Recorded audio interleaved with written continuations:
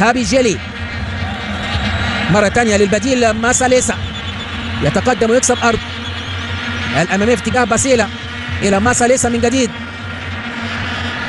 ثاجو ماتلابا، دانكليت وخطيرة جدا وهدف أول، خطيرة جدا وهدف أول لفريق أورلاندو عن طريق اللاعب باسيلا. ينجح باسيلا في إحراز الهدف الأول في الدقيقة 27. تلقى تمريرة في عمق دفاعات نادي الزمالك، توغل داخل منطقة الجزاء، وضع الكرة بسهولة داخل المرمى ليتقدم فريق أورلاندو بهدف لا شيء. الهدف أحرزه اللاعب لينوكس باسيلا في الدقيقة 27.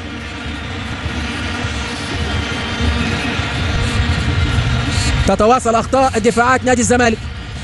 ادي الإعادة أمام حضراتكم، والكرة البينية حط صلاح سليمان في ظهره، استلم باسيلا، تلقى تمريرة اللاعب دانكليت، وضع المدافع صلاح سليمان في ظهره، أوجد لنفسه المساحة ثم أطلق التسديدة من لمسة واحدة، لا يستطيع أن يفعل لها شيء محمود جليش. لا يوجد عمق دفاعي لنادي الزمالك، ما إن تخطى باسيلا صلاح سليمان لا توجد.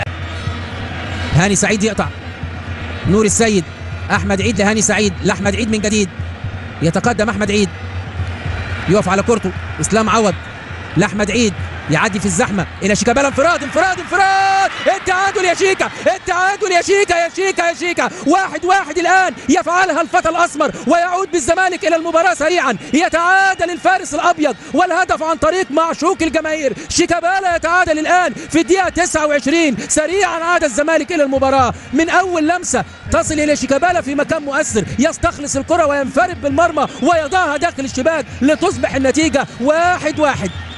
يعود الزمالك إلى أجواء اللقاء من جديد، وانتو حلوة ما بين أحمد عيد وإسلام عوض، تصل إلى شيكابالا، الاستلام حل كل المشاكل، الاستلام نصف هذا الهدف، وضع الكرة أمامه، وضع خط الدفاع بالكامل في ظهره، خلاص شيكابالا ينفرد، شيكابالا يضع الكرة داخل الشباك. 1-1 الآن. فرحة حلمي طولان وأسامة نبيه، يا رب تكمل على خير، يا رب فرح المصريين. محاولة للزمالك، كعب كده من شيكا ولكن تتخطف من هاني سعيد، التمريره في العمق كالعاده، صلاح سليمان يقابل والعرضيه خطيره.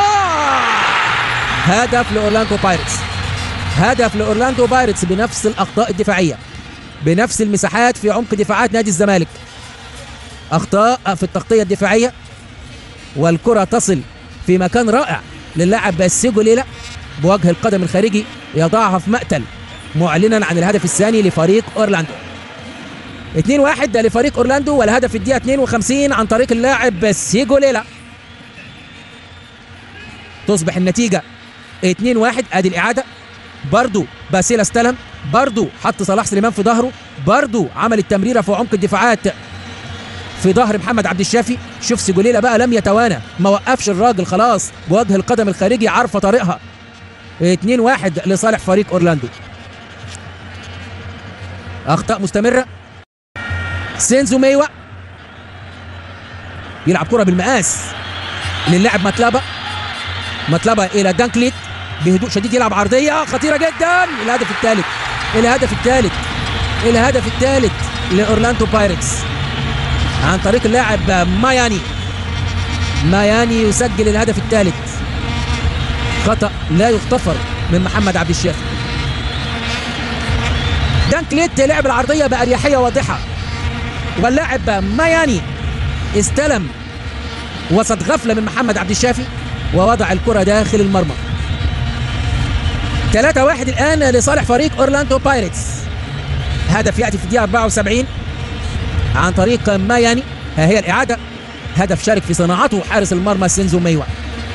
شوف دانكليت استلم براحته تماما، وقف الكرة كأنه بيلعب فاول، وشوف عبد الشافي مغطي التسلل وضامم للداخل ويخطئ بالطريقة اللي بتشوفوها حضراتكم. أخطاء ساذجة لا تليق بلاعبين دوليين زي لاعبي نادي الزمالك، لا تليق بفريق يريد أن ينافس إفريقيا، يريد أن يتأهل إلى نصف النهائي. أخطاء يدفع ثمنها غالي نادي الزمالك في هذا اللقاء.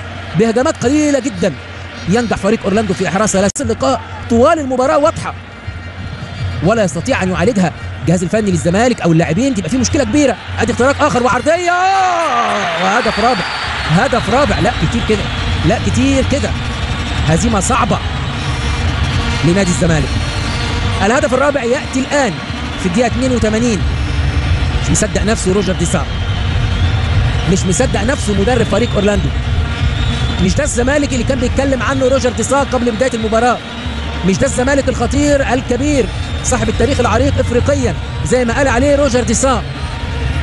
الزمالك فريق يقدم هدايا في الشوط الثاني، والهدايا اصبحت كثيره. 4-1 الان، والهدف ياتي عن طريق دانكليت. كالعاده التمريره اللي في العمق، كالعاده الاختراق السهل، وادي كره عرضيه، خروج خاطئ من جنش هذه المره. يستغل دانكليت ويحرز الهدف الرابع. سبحان مغير الاحوال. شوط اول انتهى على خير، شوط اول انتهى بالتعادل 1-1. شوط ثاني الاخطاء